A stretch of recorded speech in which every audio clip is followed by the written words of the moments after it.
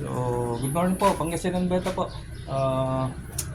Harvest ulit tayo ng ano natin, konting mga beta natin. Medyo naubos na yung last time na hinarvest natin. So, ngayon is harvest tayo din. Tingin tayo ng ano natin, yung potential na gagawin natin breeder ulit. So, mag-breed ulit tayo para meron tayong stocks this coming March, no?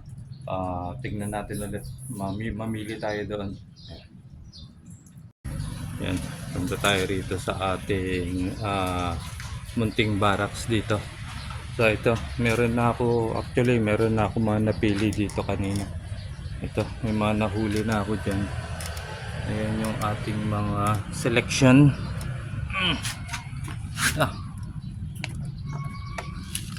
Yan, meron akong nakitang potential ko rito. Candy Koi. Ito. Ayan ang laki niya So, gawin ko muna tong breeder ko. Candy Koi. Then, meron tayong mga Glow Tetra nakuha din dito. Mga remaining Glow Tetra na breed ko. At saka mga Tiger Barb. Ayan. Meron pa tayong nakuha mga Tiger Barb dito. So, ayan, mamimili na lang tayo maya-maya dyan ng magagandang females at saka male. Ito ito, nagulat ako, napakaganda niya. Yan ganda ng kulay nun. So, dito po tayo mamimili. Yan, meron pang mga malalaki dito Ito na yung akong fishnet. Kunin lang natin yung fishnet natin.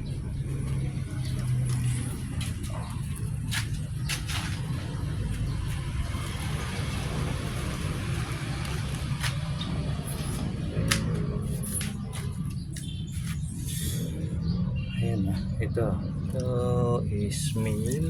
Yan. Pilit tayo. Medyo magandang male din yata ito.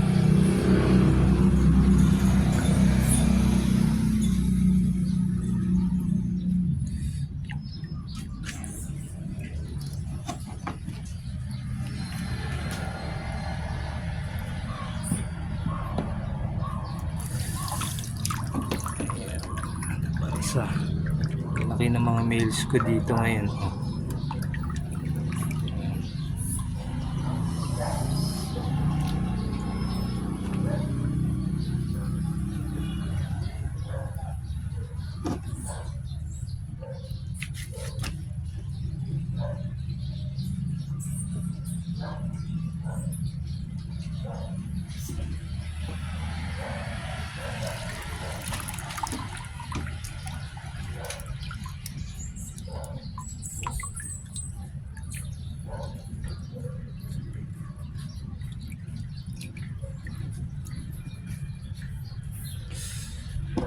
So, ayan.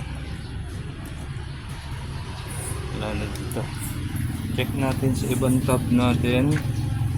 Ito, ibang rep tab natin. Ito, may mga potential din dito.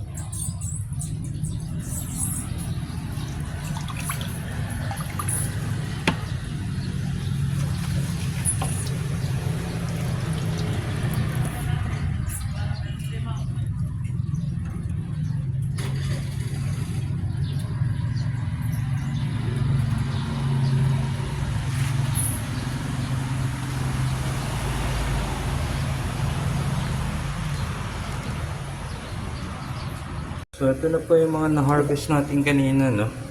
May mga nakuha pa tayo mga breed ko to na Glow Tetra. Meron pa mga green dito. Green. At saka nagulat din ako, meron pa pala akong natirang dwarf neon rainbow fish na na-breed ko. So meron dalawa dito kung nakita. Kaso nga lang is tingin ko is puro male. So ayan po. Ayan. So jarring na lang po natin to. Mamili ako mamaya. Selection. And then pakita ko ulit next pagka ayos na natin ito. Tiger barb, sama ko doon sa mga tiger barb ko. And yung rainbow fish. Yan, may ilan pa akong nakukuhan tiger barb. Opo, so Pangasinan Beta po. Follow nyo lang po palagi Pangasinan Beta po for more videos to come.